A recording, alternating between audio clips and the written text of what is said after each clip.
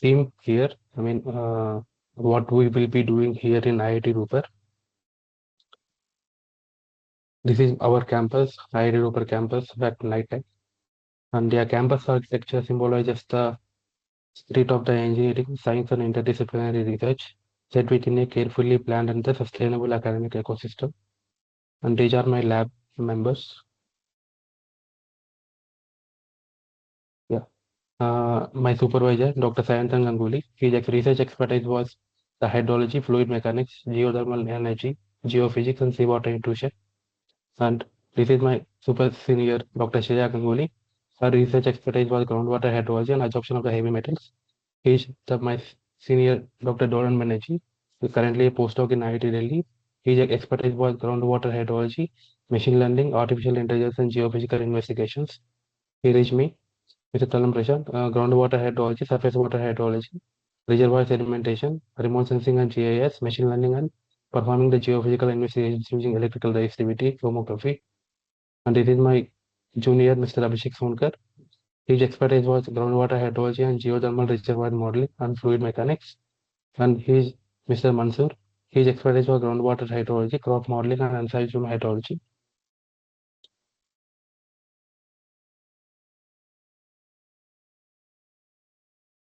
Yeah. Under the guidance of Dr. Sayantan Ganguly, we have published some papers in a couple of the journals. Yeah, coming to this is my first work on a novel approach to analyze the impact of the groundwater drought on the perennial environment and hyperhoic zone of the surface water bodies. In this study, I have developed a index known as a river perenniality index, and I have studied how nowadays we are knowing that the rivers and lakes are increasing their dryness and are also affected by the groundwater drought. So, if we have a river or a lake, how we will know that whether a lake or the river is influenced by the groundwater drought or not? That's what here I have studied here. To determine whether the river is influenced by the groundwater drought, there is a metric based upon the correlation between the groundwater head difference between the groundwater table and the surface water elevation with standardized groundwater table index. If the correlation is strong correlation, then it is highly influenced by the groundwater drought. If it is low correlation, then it is less influenced by the groundwater drought. I have done perenniality analysis of the Godavari River in India. It's a peninsula river in India, but it's a very vast basin. The Godavari River is also known as the second Ganga in South Indian basins. What we found that as the river progressed downstream, the influence of the groundwater drought on the river is decreasing. And also the river perenniality is increasing as the river progresses downstream. And we also came to know that the upper Godavari River is highly influenced by the groundwater drought, whereas lower Godavari is less influenced by the groundwater drought. And the middle Godavari, of course, moderately influenced by the groundwater drought. The groundwater drought here is due to the mix, due to the natural climate variability as well as the anthropogenic activities. Yeah, while coming to my second study on examining the COVID-19 impact on non-perennial, so this is the topic that I am presenting currently now in the coming slides. How during COVID-19 there is a lockdown almost over the world, and there is a minimized anthropogenic activities, that is the groundwater pumping is minimized totally due to the less industrial activities and less minimized groundwater based irrigation also in my region especially, and we will see the results later. Yeah, this is my senior study. He developed a hybrid machine learning framework for analyzing the spatio-temporal analysis for the reference evapotranspiration across the different climatic regions of whole India. He mentioned that his machine learning model is providing the good accuracy in estimating the spatio-temporal evapotranspiration, reference evapotranspiration. Yeah, he also developed a machine learning model to forecast the groundwater recharge and the groundwater table under various climate change scenarios of the different SSPs, and he compared a lot of machine learning models from linear regression to long short-term memory LSTM model. Yeah, this is my super senior. She worked on the chromium absorption, absorption of the heavy metals. She has done, I mean, like the study, I mean, she has done the study how the natural soil in a contaminated area can reduce the spread of the harmful hexavalent chromium. I mean, natural soil itself has some absorption capacity. So how much absorption capacity it has, and I mean, how the soil chemistry and the pollutant concentration can influence the mechanism of the process. And she also assessed after the soil has been absorbed, after the chromium, some portion of the chromium absorbed by the soil, the remaining chromium will be inside the groundwater. So the health risk, how much amount of the health risk, she quantified it, and you can go through the paper. Yeah, she also developed a iron oxide nanomaterials. She synthesized it at different varying temperatures in the lab, and she has conducted batch absorption study. How much amount of, I mean, how much of what is the removal efficiency of the chromium by using this iron oxide nanomaterials as a adsorbent at various temperature. At what temperature she got a maximum removal efficiency, optimal removal efficiency that she has addressed here. Now coming to the actual topic, examining the COVID-19 impact on rejuvenation potential across the ungauged river segments. We know that COVID-19 was a global pandemic and caused by the coronavirus, which spread almost all parts of the world.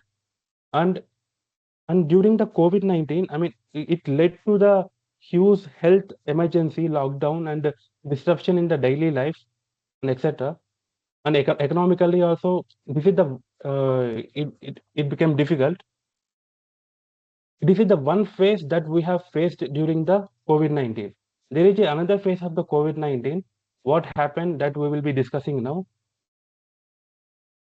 We know that, I mean, COVID-19 provided a once in a century opportunity to observe the river response under the conditions of the minimal human interference. Rivers are commonly managed as a surface water system, yet their flow regime, particularly during the dry season, is fundamentally regulated by the groundwater. But actually, many people will consider river as a surface water, but I will consider river as a groundwater dependent ecosystem. That's the difference.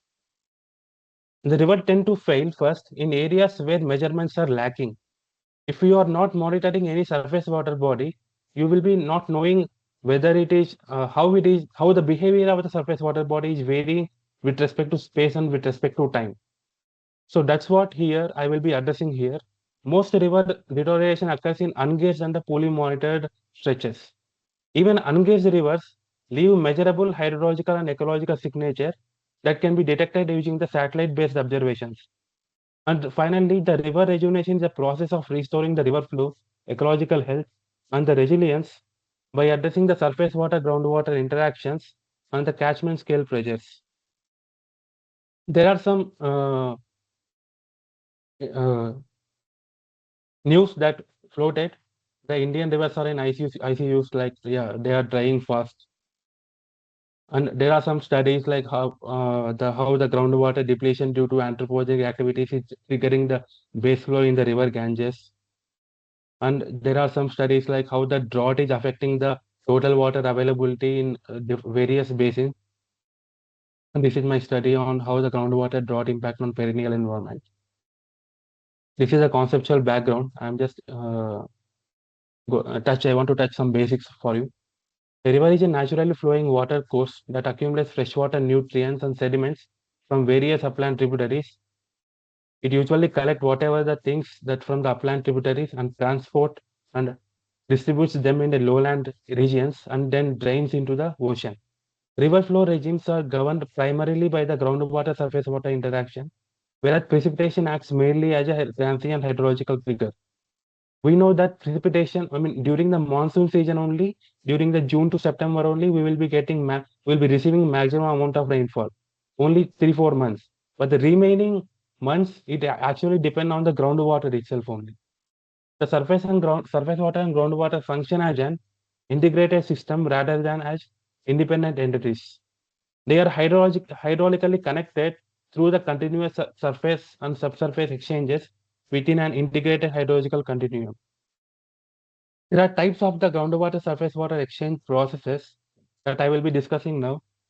The gaining condition. Gaining condition means the groundwater table is higher and surface water level is somewhat lower, so that there is a groundwater contribution can take place from the aquifers to the rivers or the any lakes also. You can see there will be some perennial lakes also and perennial rivers, of course. The losing condition means the surface water will be in elevation will be in the higher and the groundwater level will be lower, but there is a saturated zone in between them. There is a disconnected stream. The groundwater table is not connected to the surface water body, and there is a presence of the Slides unsaturated are not moving. the, Slides are not moving. you are not able to see the slides. Yeah. Slides are not moving. We are looking your title slide only. Oh, okay. I mean, all of you is facing the same problem. Yeah. Yes. Yes, Only yes. first slide is Only there. once. Okay. I will stop sharing and I will reshare. Please share again. Yeah.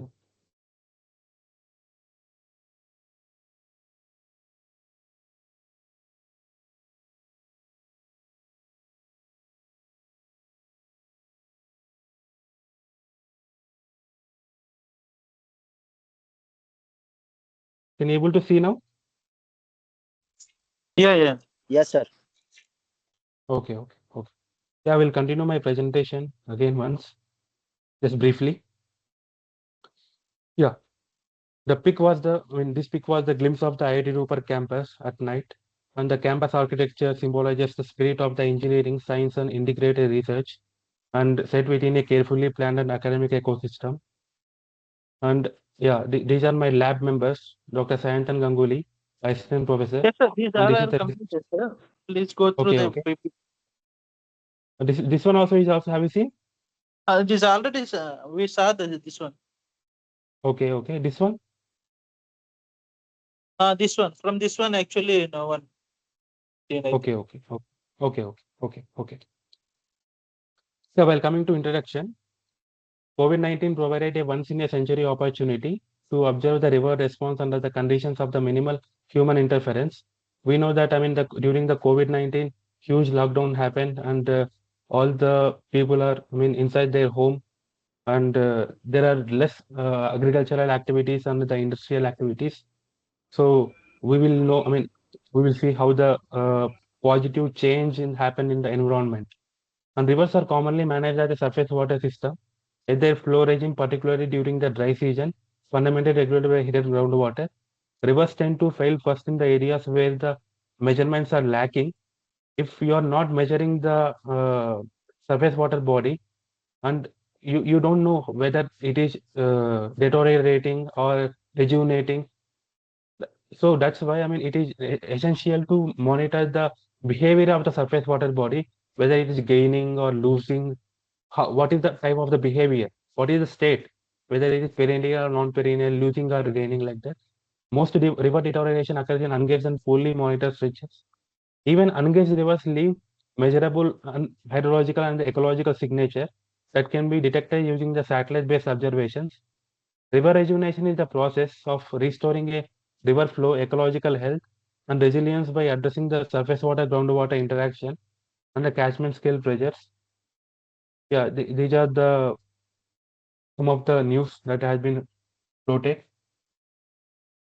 And this is the paper on like how the groundwater depletion, how the anthropogenic activities influence the groundwater depletion, and that triggers the base flow in the river Ganges. This paper shows how the drought affect the total water availability in various basins. And this is my first study, how the groundwater drought influence the perennial environment. Yeah, I'm discussing about this only here. A river is a naturally flowing water course that accumulates the fresh water, nutrients, sediment, all the things from the various upland tributaries, and it transports and distributes them in the downstream, and then it drains into the ocean. This is the basic definition of a river. A river flow regimes are basically governed by the groundwater surface water interaction, where the precipitation acts as a mainly transient hydrological trigger. The surface water and groundwater function as an integrated system rather than the independent entities. They are hydraulically connected through the continuous surface and subsurface exchanges within an integrated hydrological continuum. These are the types of the groundwater surface water interaction. The gaining condition: if the groundwater table is higher and the surface water level is lower, you know that the water moves from the higher head to lower head. So this is the gaining condition you can see here from the two sides of the river banks, okay, or the lakes or whatever. Yeah, when it is the losing condition, when means the surface water level is higher and the groundwater level is lower, there is a recharge from the surface water, okay, from the both sides of the banks. But there is a presence of the saturated zone in between them. But here in the disconnected stream, there is a presence of the unsaturated zone between the surface water and groundwater, and there is a only recharge will happening here through the unsat zone. And here the flow through condition, one side of the bank is gaining, the other side of the bank is losing. This is a zero exchange condition, very rare condition, when the groundwater table and the surface water level coincides. While coming to differentiating the behavior underflow and the baseflow dominated rivers, if you can observe here, the underflow, very minimal groundwater contribution into the stream, while you can observe here, very high base flow dominated in this, because suppose this is a groundwater equipotential line and groundwater table head equipotential line contours, groundwater table head contours, and this is the surface water surface, the river reach. There is a more amount of flow contribution from here, but there is a less contribution from here, and this is a moderately dominated base flow.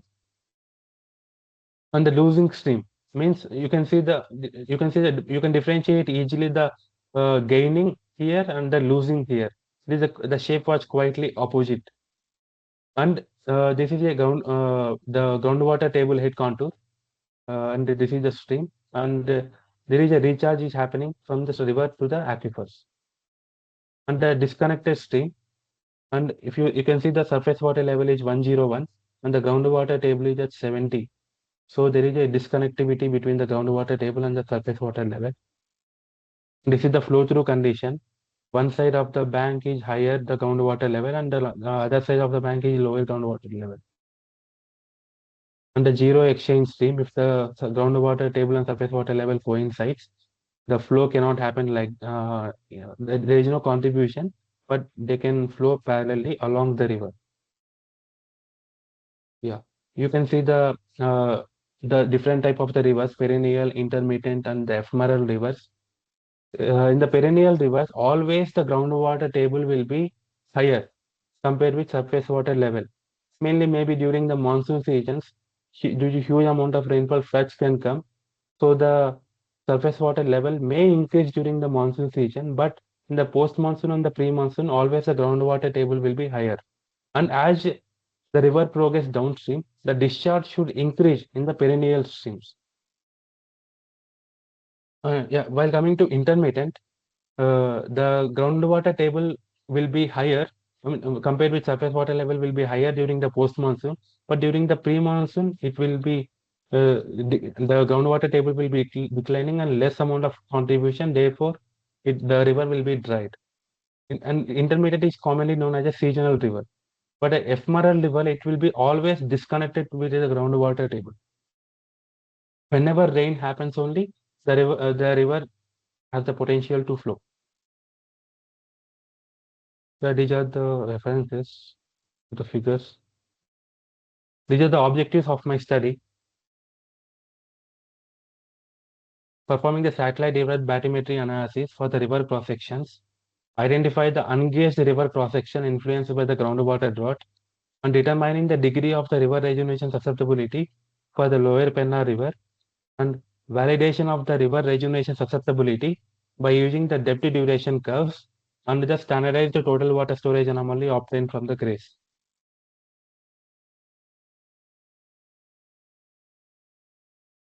Yeah, you can see the study area map. This is the lower Pennar basin, okay, and this region is of the Kadapa region in the Andhra Pradesh, and this is the Nellore region, the coastal region of the Andhra Pradesh, and here the Penna River is draining into the ocean, Bay of Bengal. It's a higher order stream. I have determined the rejuvenation susceptibility for the higher order stream, and yeah, these are the observation wells near to well and yeah, around the region, spatially distributed. And yeah, and these are the stream gauge locations where there are ungauged. The Chennur and the Nellore CWC are the gauged, and the ungauged cross sections are the first, second, and third. If you observe the geology here in the Kadapa is of the limestone, dolomite, shale, this type of the soft rock. But here in the Nellore region, there is a huge alluvial aquifers in the Nellore region. While coming to the climate, discussion about the climate, the season receiving the maximum rainfall.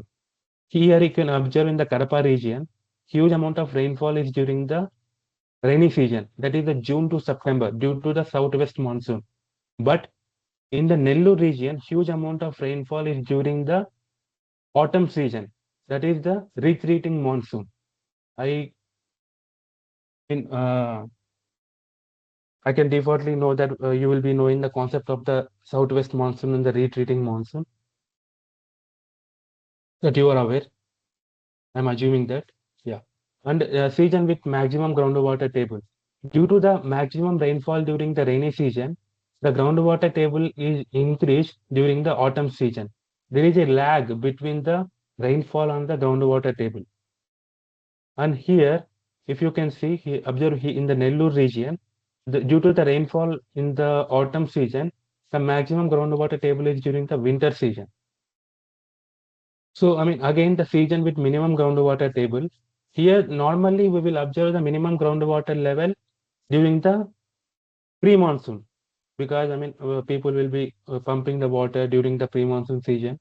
So, but in this region, it continued until during the monsoon season also. Maximum wells are showing that the groundwater level is the lower in the rainy season due to the anthropogenic act. This reflects the anthropogenic activities in this region.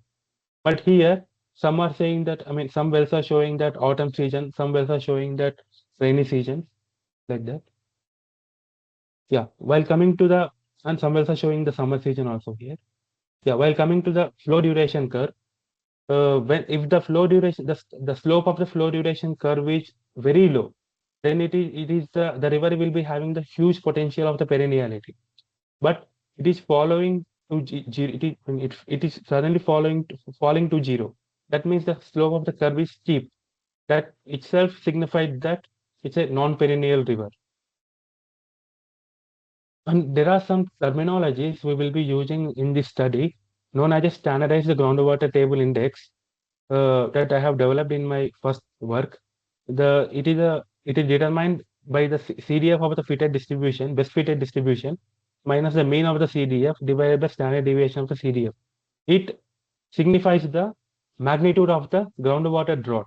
Okay, and the CDF is determined by we have considered the various continuous distributions like normal, gamma, exponential, Pareto, many other continuous distributions, and we estimated the parameters of the distribution by using maximum likelihood estimate, and we use the Colomagro-Spinot test to identify the best fit distribution.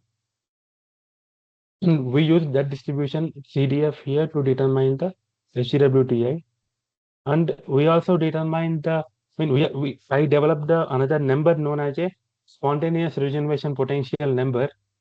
It is the ratio between the normal groundwater recharge during the monsoon season and divided by groundwater table minus surface water level during the post-monsoon season. I mean, can anyone define what can be the definition of the spontaneous regeneration potential according to your idea?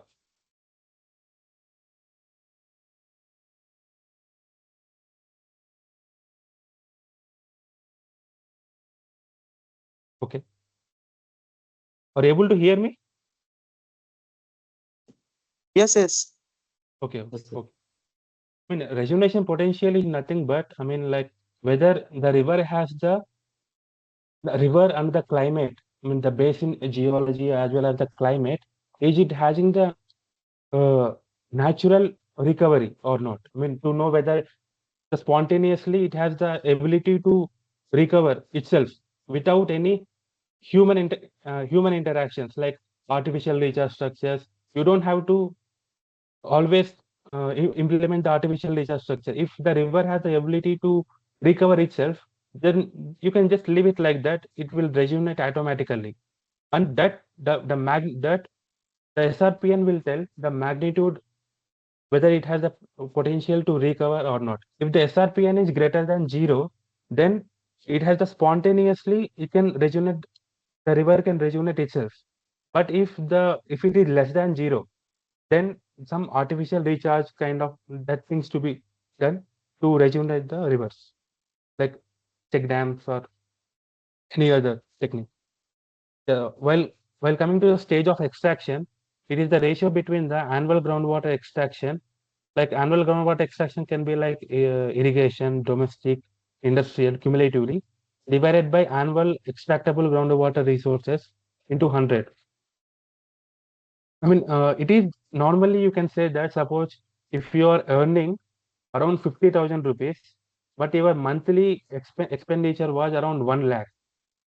I mean, that you will be in the risk. I mean, 50,000 loss. I mean, because of your maintenance. Uh, Suppose if you are earning 50,000, but your earning monthly expense was around 10,000, then you will be in a safer zone. Some amount you are spending and some amount you are saving. So it is like that. I mean, you can extract how much you want, but you should not cross the limit. Like this much amount, if it should not cross like 80% of the recharge, then it will be the aquifer will be in the stress. While coming to methodology, uh, I think you might have heard about the technique known as a satellite derived bathymetry.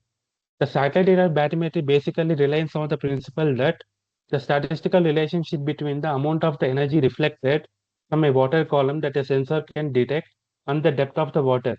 If the depth of the water increases, then the reflectance decreases. Because I mean, the if there is a huge amount of water, more amount of energy will be captured, so less amount of energy will be reflected back to the sensor. So there is a negative correlation between the bands like red band, blue band, green band in the optical data and the depth of the water. At gauge stations, I determine the depth of the water by taking the difference between the water surface elevation and the riverbed elevation. And we achieved a very good correlation between the depth and the bands. So we use the machine learning algorithms, regression algorithms to develop the relationship between them. And based upon the evaluation metrics, we identified the which model provides the best model. I mean, we applied the best perform model at ungauged locations to estimate the depth of the water. And that depth is converted to the surface water elevation by adding with the riverbed elevation. And the difference, head difference is determined, and the spontaneous regeneration potential number is determined, and the groundwater table index is determined, and the SPEI, the standardized precipitation evapotranspiration index is determined by taking the disparity between the precipitation and the evapotranspiration, potential evapotranspiration, by using the Hargreaves method, and the SPEI 3 month each calculated, and the SPI 3 month, the standard precipitation index 3 month is also calculated, and thereafter we normalized, and I determined the weightages by using the analytical hierarchy process, and finally I have determined the river rejuvenation susceptibility, and finally we have validated with depth duration curves under the GRACE total water storage anomaly. Because I mean, if the river is rejuvenated, then the groundwater will be rejuvenated as well as surface water is rejuvenated. Both are increased, so the total water storage should increase. In that aspect, I have validated with the total water storage anomaly here. This is the formula for the river rejuvenation susceptibility. Like I mean, summation of the weightage into normally magnitude divided by 100. And yeah, this is the classification of the magnitude of the river rejuvenation susceptibility. If it is greater than or equal to 0.75, then it is highly susceptible to regenerate spontaneously. And if it is less than 0.5, lying between the 0.5 and 0.75, then the moderate susceptible. And if it is less than or equal to 0.5, then it is low susceptible. Yeah, while coming to the groundwater usage classification based upon the stage of extraction, if it is greater than 70, it's very high. Lying between 50 and 70, it is high. Lying between 30 and 50, it's moderate, and less than 30, it is low. And it is, I haven't defined these thresholds. These are defined by the State Groundwater Board, Andhra Pradesh State Groundwater Board reports they have mentioned here. And while coming to recharge also here, we have used two methods, the water table fluctuation method and the rainfall infiltration factor method. Based upon the percent deviation, we determine the normal groundwater recharge that developed by the groundwater estimation committee. Okay, I mean, you can verify the groundwater estimation committee report. While coming to results and discussion, the the meteorological drought during the pre-COVID and the COVID, it's more or less normal. But in the year 2016, there is a presence of the meteorological drought here. But the remaining times it is more or less normal, wet, okay, during the monsoon season. But yeah, during the dry season where there will be less amount of rainfall, the same thing is observed here also. And while coming to this standardized groundwater table index, which defines the groundwater drought, if you can observe clearly here, the red zone is the negative value. The negative value defines drought, and the blue range defines the wet. So if you can observe clearly here, there is a drought period during the pre-COVID groundwater drought, and after COVID, due to the less anthropogenic activities, it is converted into wet region again. That means the groundwater got rejuvenated. Even in the Nellore also, there is a huge drought in almost all the months during the pre-COVID. But yeah, after COVID, it's somewhat rejuvenated. This observation is also validated by the uh, CGWB reports. You can clearly, they have clearly mentioned there in the reports that the groundwater pumping is reduced during the COVID time. In the as well as the Karapa as well as the Nellore actually. You can see the Karapa orange and the Nellore in the cement color. But you can clearly observe here the groundwater draft in the Karapa region is less compared with the Nellore. But here the stage of extraction, that means the aquifer stress you can say, it is high in the Karapa and the low in the Nellore. Because I mean it is due to the amount of the recharge that is happening in the Karapa. Okay. If it is less recharge and you are extracting more, then the aquifer stress will be increased. If there is a good amount of recharge and you are extracting a good amount of extraction, that will not be that much stressed.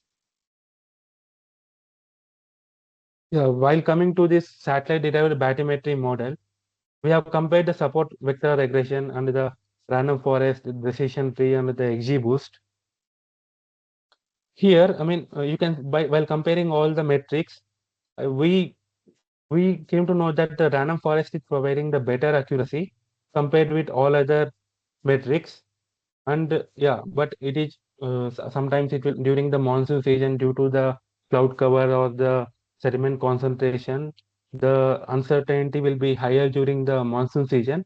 But it is not recommended to use this technique in the monsoon season, especially. That is the limitation of this method. Yeah.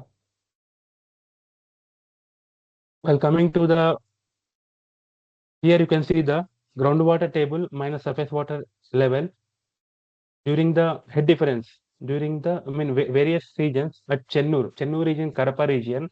We already discussed that in the Kadapa, the rainfall is maximum during the rainy season. Because of that, the maximum head difference is during the autumn season. But here in the Nellore region, all these cross sections are in the Nellore region. In the Nellore region, almost the maximum head difference during the winter season due to the rainfall is maximum during the autumn season in the Nellore. And here the groundwater, if the groundwater table minus surface water level is positive, the head difference is positive, then it can be considered as a gaining. If the head difference is negative, then it's a losing stretch. So here you can see this in the Kadapa after 2015, it completely lost its gaining.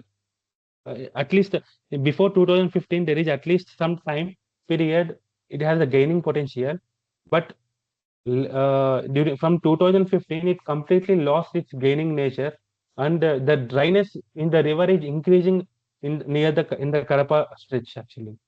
But when the COVID happened, it suddenly the groundwater table mass surface suddenly increased and the rejuvenation happened here. It is gained now. But yeah, the same here, the standard groundwater table index, it is higher during the autumn season. And also, we have determined the correlation between the groundwater table minus surface water level and the SGWTI, and the correlation was around 0.95, greater than 0.95 only, and it signifies that it is highly influenced by the groundwater drought. The river is highly influenced by groundwater and more dependent on the groundwater.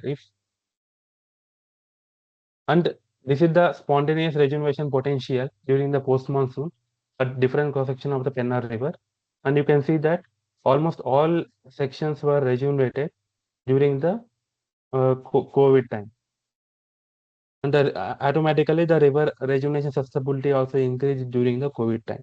And it is very low during the, from the 2015, it's fallen very low, but yeah, drastically improved during the COVID time.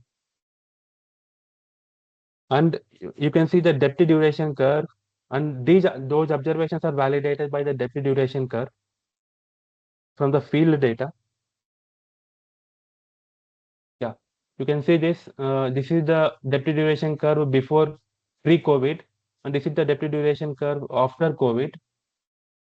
There is a significant increase in the depth of the water and less number of dry days here during the post-COVID, and this signifies the river region signature. And in the Nellore region also, in the Nellore region, maximum almost all the time it is gaining only. Yeah, but it is moderately rejuvenated here compared with pre-COVID. And the same observation is validated by using the grace here. You can see that completely here, during the pre-COVID, there is a huge drought here, but completely after COVID, that drought has been decreased.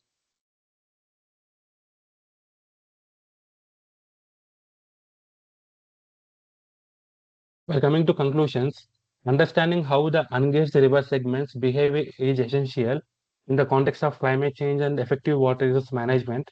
Yet a large number of rivers around the globe remain without adequate monitoring. This research introduces an innovative framework that leverages remote sensing and machine learning to better understand the groundwater surface water interaction in the ungauged regions. The COVID-19 served as a once-in-a-generation natural experiment in which lockdown rapidly suppressed the anthropogenic pressure, leading to the river recovery over a short time frame. Outcomes that many people have efforted to rejuvenate the river, but this study, this study can prove that okay, the river rejuvenation susceptibility can be analyzed in this way. It is a very easy job. It's not like developing a very complicated models. It's like a simple data analysis I have used. The main highlights are the Penna River is affected by the groundwater drought due to the anthropogenic activities, but the rejuvenation potential is affected by the uh, both natural as well as the anthropogenic activities. Yeah. The penna regenerated considerably during the COVID-19 due to reduced human activities. This reduction in the anthropogenic extraction allowed the natural recharge process, particularly the monsoon-driven infiltration, to become more effective. During the COVID time only, it allowed the system to respond to the climate inputs. While coming to policy implication for the river rejuvenation, the river rejuvenation policy should move beyond the isolated structural interventions toward the process-based management, emphasizing the restoration of the natural flow regimes and sediment dynamics and ecological connectivity. Suppose if you want to regenerate the river by means of check dams, I mean, by means of check dams, the recharge can increase. But what if at a time the groundwater pumping also increases? Then if it is balanced, then the river rejuvenation will be failed. I mean, it is more or less not like a structural intervention. It's like it should be like a process-based intervention. You have to manage, I mean, the groundwater irrigation. The policies must rejuvenation as long as a long-term hydrological and ecological process rather than the short-term engineering outcome. Effective rejuvenation policy must recognize the rivers as a groundwater dependent systems, prioritize the basin specific hydrological process, and shift the governance from the structural restoration to long-term flow sustainability and resilience. Key takeaways are reduced industrial and anthropogenic agricultural pumping during the COVID-19 lockdowns led to measurable groundwater recovery, which translated to the enhanced base flow and the temporary recovery of the unengaged river structures, confirming the groundwater surface water coupling as the primary control on the rejuvenation. While coming to here, biodiversity depends upon the geodiversity. We are fighting for the biodiversity loss while damaging the very foundation that supports the life. Biodiversity loss is a symptom, but the geodiversity loss is a root cause. Real restoration must follow. Like first, we have to understand and protect the geodiversity first of all, and restore the soil structure and the hydrology of the basin, and respect the natural landforms, and let the native landforms regenerate. Yeah, these are the references of my work. Yeah, thank you. I mean, if there is any discussion, time for the discussion, we can discuss. Thank you for a wonderful presentation. The presentation is topic is open for discussion. If anyone have any queries, you can ask.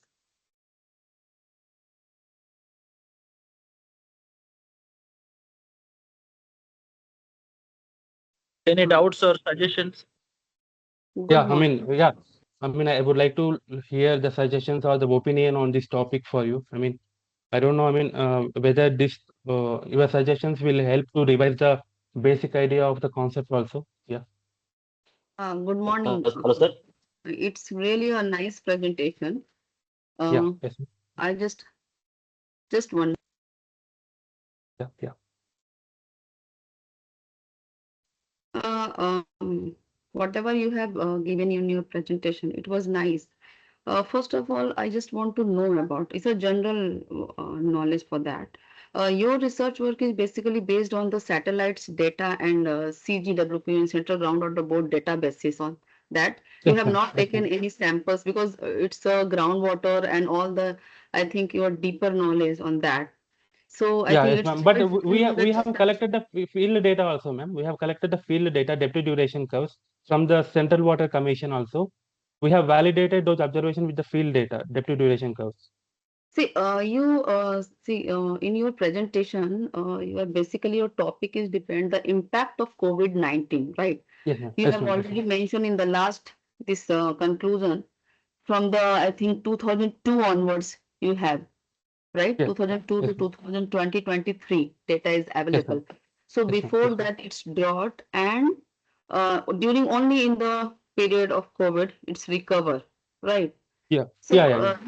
I mean, not after completely drought, not completely drought during, I mean, Maximum, before, I think it's 2014, 15, 16. yeah, You are yeah, saying it's yeah, maximum yeah, dot will be there, yeah, right? yeah, yeah, So yeah, yes, yes, yes.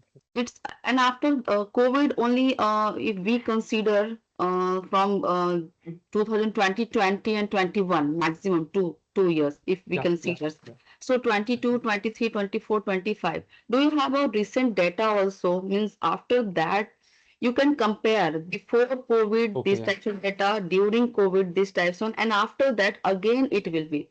Then we can say, means this is my suggestion and question also.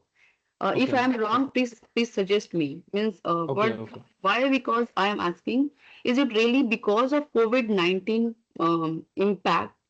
And what kind of anthropogenic activity in between that? Because you are not showing any industrial activity, means water discharge will be there or anything, any type of um, anthropogenic activity was there. Means maybe you are not showing in these slides also that may. But what type of anthropogenic activity impacted these types of groundwater level of water? Groundwater pumping, man. Groundwater pumping. I mean, I haven't shown here individually agricultural irrigation. I mean, yeah, agricultural irrigation or the sorry, groundwater irrigation or the how much amount of the groundwater usage for the industrial and the domestic. I'm not showing here, but cumulatively, I'm showing here. Cumulative of the domestic agriculture irrigation. I mean, groundwater irrigation and the industrial. Yeah, and and this is also mentioned. I mean, individually it was mentioned in the reports, the dynamic groundwater resources reports. If you can download the CGWB reports, actually they have individually mentioned for the agricultural also, like agriculture during the COVID time, around the groundwater based irrigation was reduced around 40,000 hectare meters in the Kadapa as well as the Nellore, both regions. 40,000 hectare meter has been reduced the volume. So that's why only the groundwater is rejuvenated. Therefore, the river also rejuvenated automatically. Okay, basically it's a pumping water only Yeah, impact yeah, of this. groundwater pumping. Yes, yes. Okay, okay. Thank you so much. Thank you. Hello, sir. Good presentation, sir. Yes. Yeah, yes. Actually, in the study, you compared the Kadapa region and Nellore region for the groundwater reservation. But Kadapa region this is very high compared to the Nellore region. But Yeah, might be yeah, due yes, to yes, yes, yes. Nellore region water center to the Bay of Bengal, I think, near the coastal waters. So, any methods are there to restore the Nellore region to increase recharge of groundwater? So Nellore region is maximum covered by the alluvial aquifers, right? And I mean, yeah, some portionage of the hard rock also is there. So, I mean, soft rock also is there. But alluvial aquifer is significantly is available. So the maximum recharge can happen automatically. Yeah, if there is some still there is a coastal area and maybe seawater intrusion also can happen. Yeah, I mean, like artificial recharge is the only option there. If still it is there are some issues in the Nellore region. That I can say. I mean, now I can say that because I have some contacts from the NIH Roorkee. They are investigating the seawater intrusion in the Nellore regions.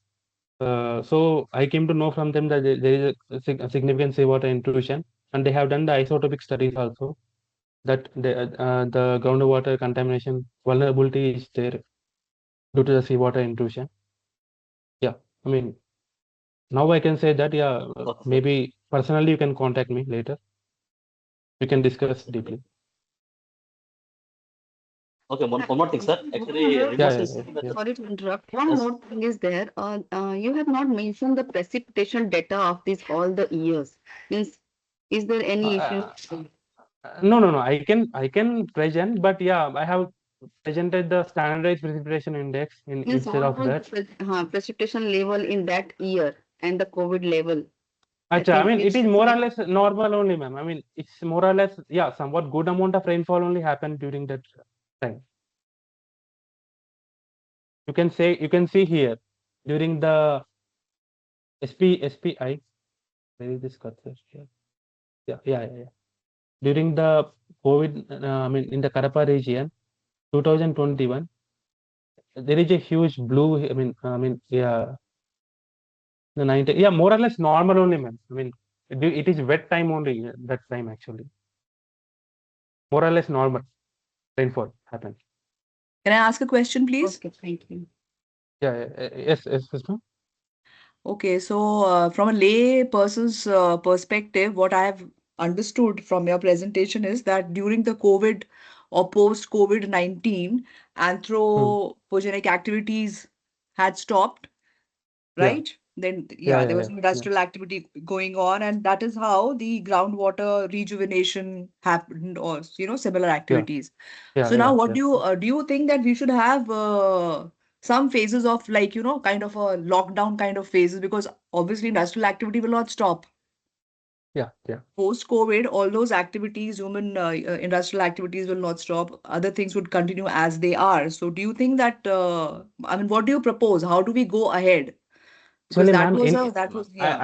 I can comment in this region actually, because Hmm. in this region the industrial activities are not that much, okay, compared with agricultural activities.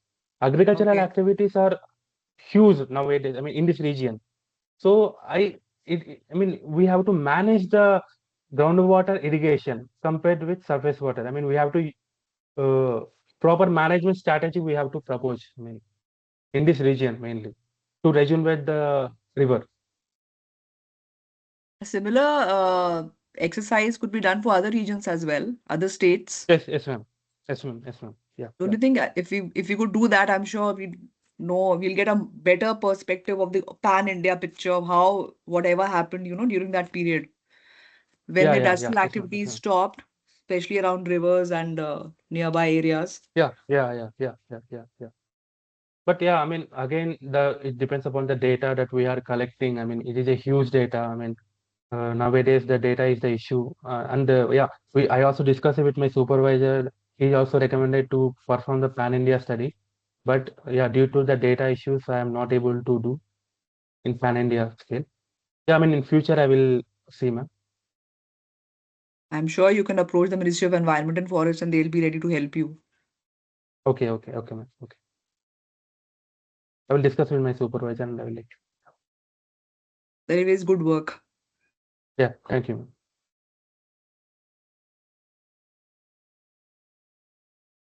Any other suggestions or comments, questions? Yes, sir. Actually, can I ask one question, sir? Actually, Yeah, yeah, yeah. remote sensing methods, remote sensing can determine the groundwater level. Which satellite can use, No, sir, no, for no. this? Okay, for the You can't. groundwater level can't be directly estimated, sir.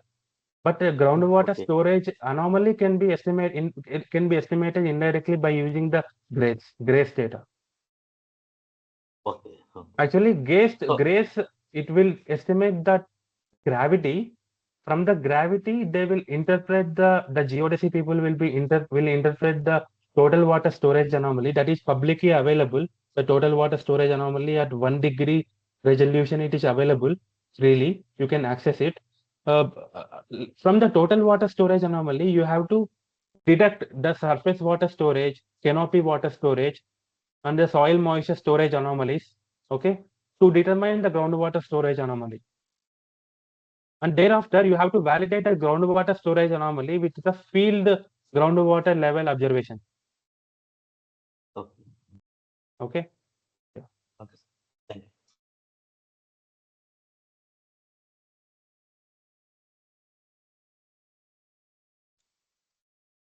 If there is no any questions, means we can conclude the session. Okay. Yeah. Thank you Anand so Raju much. sir, Dr. Anand Raju. I mean, thank you for the opportunity.